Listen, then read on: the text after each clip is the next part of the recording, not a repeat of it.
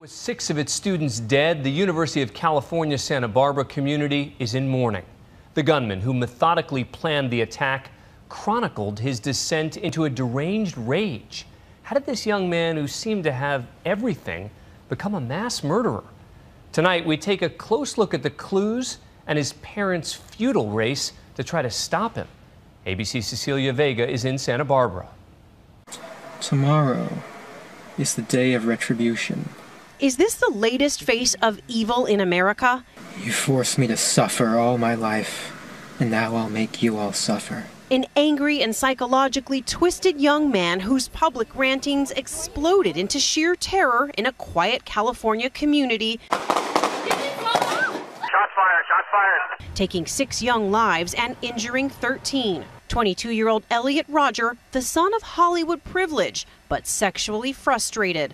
A virgin vowing revenge in a twisted video he posted Friday addressed at his perceived enemies, young women he says rejected him. All those girls that I've desired so much, they would have all rejected me and looked down upon me as an inferior man if I ever made a sexual advance towards them. Deep delusions that would turn deadly. I hate all of you. I can't wait to give you exactly what you deserve. And tonight, the University of California, Santa Barbara shut down. Classes canceled, flags flying at half staff, a community in mourning. Thousands coming together for an emotional memorial service. Let us cherish the moments that we've shared with them and be grateful to have had them in our lives as friends, as family, and as loved ones. And now new details are emerging about Rodger's life. His parents divorced. His father, Peter Rodger, a respected director who worked on the Hunger Games. But their son Elliot lived his life as an angry outsider. A family spokesman telling ABC News Rodger had been in therapy from 9 years old. But this painfully shy young man creating on video what he couldn't in life. I've waited a long time for this. Is the killer's attempt to recreate his persona in a sympathetic way and in a way where he can get understanding, relevance, meaning, where his life has no meaning at all. This was a plan years in the making, executed methodically. The apparent revenge fantasy set in motion Friday night. At 9:17 p.m., Elliot Rodger's therapist calls Elliot's mother Chin, alerting her to an email from her son with a manifesto called My Twisted World. 137 pages pouring from this tortured mind, idyllic childhood memories, painful teenage years, and finally, an elaborate plot to kill.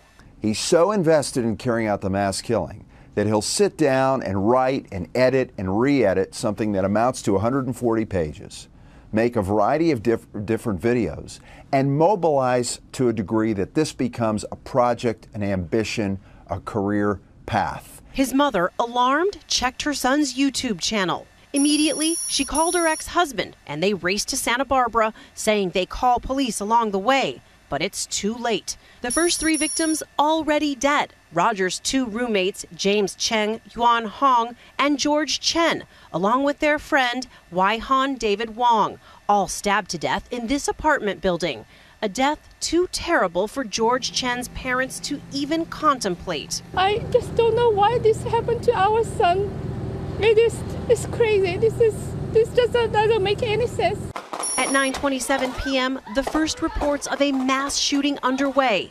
Shots fired, shots fired. Just as soon as we heard the noise, it was so close and just so terrifying. Rodger's next target, a sorority. He says to take revenge against all the girls who he believed rejected him.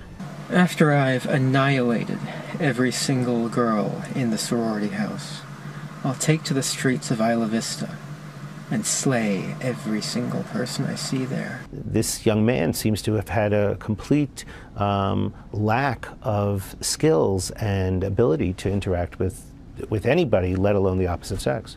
He banged on the door of Alpha Phi. When nobody let him in, he shot 3 women around the corner, killing 2, Catherine Cooper and Veronica Weiss. But Rodger's rampage wasn't over.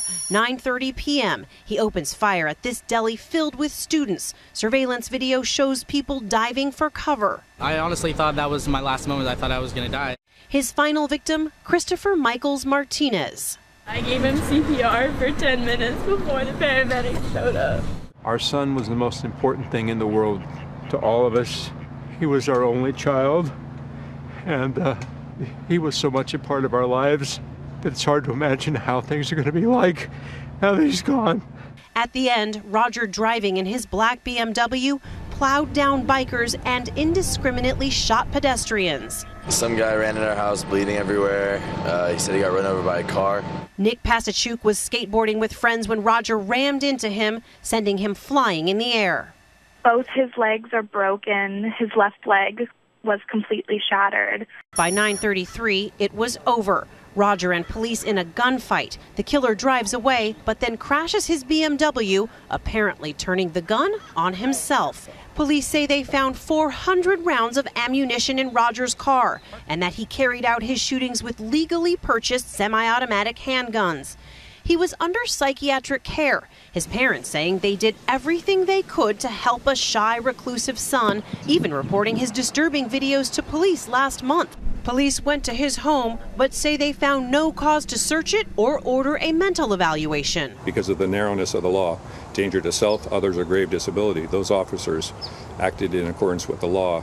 But in his manifesto, Rodger wrote, "If the police would have searched my room, found all of my guns and weapons, I would have been thrown in jail, denied of the chance to exact revenge on my enemies." Thankfully, that wasn't the case, but it was so close. The problem is that we send the authorities, who are not mental health professionals, to check on this young man, and it takes a very trained eye and a lot of skill to decide whether or not this person is a risk to hurting themselves or hurting others. His anger at sexual rejection morphing to misogynistic diatribes.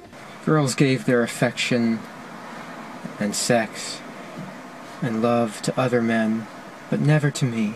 And now, a worldwide outpouring, more than 1 million tweets decrying a culture that turns women into sex objects. Hashtag yes all women, now fighting back. Because every woman I know has experienced some form of sexual harassment, abuse, or assault, myself included.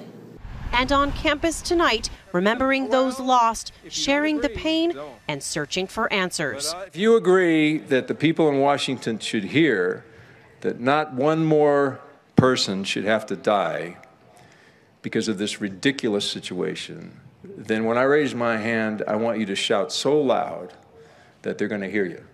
Yeah! Not one more! Not one more! For Nightline, I'm Cecilia Vega in Santa Barbara, California. But often that search for answers can be so difficult. Thanks, Cecilia.